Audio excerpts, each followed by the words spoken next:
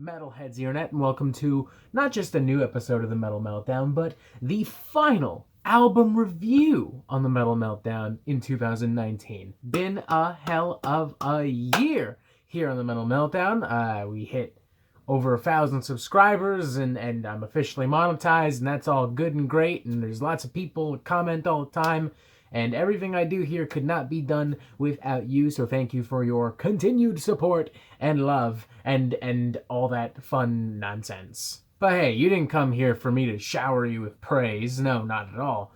You came here because you saw the name Jasta in the title of this video and you want me to talk about the latest solo album from Jamey Jasta entitled The Lost Chapters, Volume 2. Although I'll happily just do a video showering praise on you if you like that, you know? It'll be my Christmas treat to you. Moving on, Jamey Jasta, longtime lead singer for Hatebreed, the metalcore pioneers. This is his second solo album, the first of which came out about 9 years ago, in the middle of 2011. Now, to be totally honest, I'm not immediately familiar with that solo album, but I am immediately familiar with Hatebreed. I mean, they've made a lot of really cool, energetic material, really violent, it really gets the blood pumping, great for starting any mosh pit. And I'm also familiar with some of his other projects as well, for instance, Kingdom of Sorrow featuring Kirk Weinstein of Crowbar, as well as albums that he's appeared on. Take, for instance, Dee Snider's For the Love of Metal. He was actually a big component to the creation and success of that record.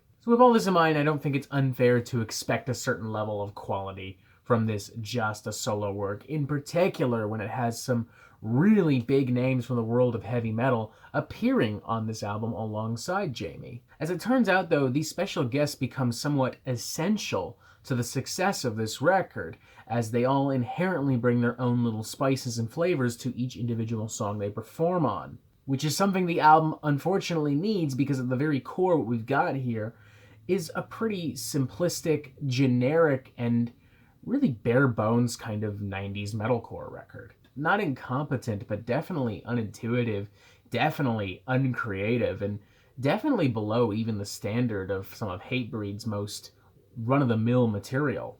Like, honestly, thank God for these special guests, because without them, this would be a largely forgettable and uninteresting record. I probably would not have even addressed it, to be fully honest with you. Okay, maybe I still would have, because it's December and it's fucking slow as shit, but you get the idea.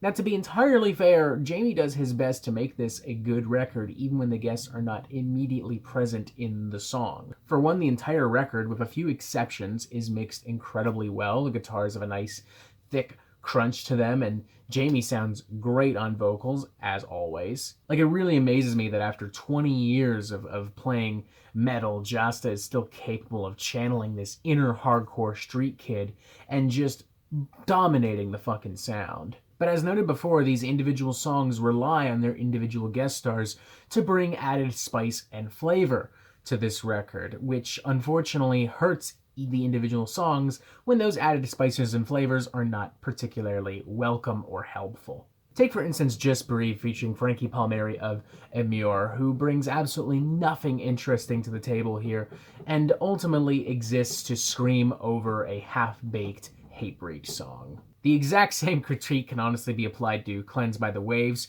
featuring Zoli Tignas of Ignite. This track also stands as probably the most uninteresting and generic cut on the entire record, in my opinion. You have a couple of tracks as well, featuring Jesse Leach of Killswitch Engage and Howard Jones, formerly of Killswitch Engage, and these songs, you know, do get a little bit of a boost. Killswitch Engage is an incredibly talented and accomplished band, and these are incredibly talented and accomplished singers. I also inherently like that Howard Jones is not fucking cloaking himself in 10,000 pounds of auto-tune for once. But ultimately, still not enough is done to make these songs that exciting for me, and I guess good news, it doesn't sound like half-baked Hatebreed, but instead it now sounds like half-baked Killswitch Engage. The tracks that consistently fare better are the ones that consistently feature guest stars who consistently bring actual unique flavors to this album. Take, for instance, Spilled Blood Never Dies, featuring Jasta's former Kingdom of Sorrow bandmate and Crowbar guitarist Kirk Weinstein. He makes this song feel very ominous. He makes this song inherently very sludgy. It feels ominous. It feels pretty powerful, actually. Another great example, Guardian Angel featuring Phil Rind of Sacred Reich. Sacred Reich have been on a hot streak this year, going on a lot of cool tours, putting out a really good album, and he's on a hot streak as well here with Jasta, giving this a much-needed 80s hardcore thrash flair. Probably one of my favorite cuts on the record, come to think of it. Then you have a couple of hyper-aggressive and violent tracks. One called Return from War featuring Max Cavalera of Sepultura and Soulfly, and the other one being They Want Your Soul featuring George Corpse Grinder Fisher of motherfucking Cannibal Corpse. Both really solid songs. The former kind of reminds me of mid-90s Sepultura at its best. The latter approaches this really weird metalcore, death metal fusion with Corpse Grinder dominating the sound that I'm really digging. The only downside to that particular track is that he's so loud and so forceful that he does kind of immediately take over the track, but who am I to argue? He's one of the best death metal vocalists in the game, so fuck it. Ultimately, the quality of all of these songs depends on what the guest star brings to the table. If they bring generic metalcore to the table, then it sounds like generic metalcore.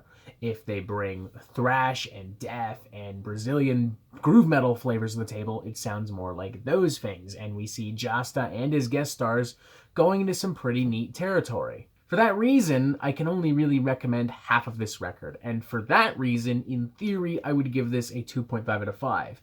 But I'll give credit that all performances are consistently enthusiastic across the record, and it's performed competently and mixed really well, so I'm willing to bump that up to a 3. Maybe not the world's most enthusiastic 3 out of 5, but a 3 nonetheless. If you're getting really impatient about a new Hatebreed record, this will certainly fill the void quite nicely. If a lot of the collaborations I've talked about sound interesting to you, this'll, it'll intrigue you for a short while. But considering the state of metalcore, and for that matter, the broader spectrum of hardcore music right now, there's no denying that there is objectively better music for you to sink your teeth into. Take, for instance, the new Knocked Loose record that came out this year. For that matter, the aforementioned Sacred Reich put out a seriously killer blast of hardcore thrash metal back in August. There's no reason ultimately not to check out those records and not this, and that's kind of where this record is doomed to fail. It's just kind of inessential. Well-intentioned, definitely, and well-made for the most part,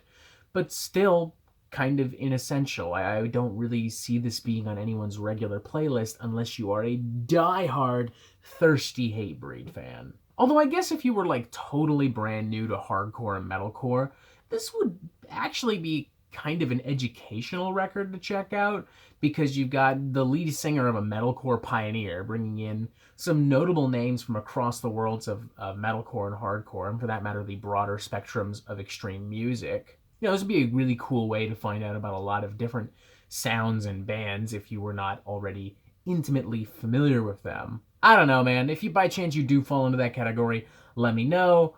Otherwise, 3 out of 5. It's decent. It's not going to blow anyone's mind, but it'll do the job if you're just looking for some simple metalcore jams. And that is it for the Metal Meltdown. I'm not an expert, nor do I claim to be, so what do you think? Do you like this record? Do you not like this record? And what do you want to hear from me next? And thank you for watching. Make sure you press subscribe so you get updates on the Metal Meltdown fucking immediately, and you have yourself a fantastic fucking day.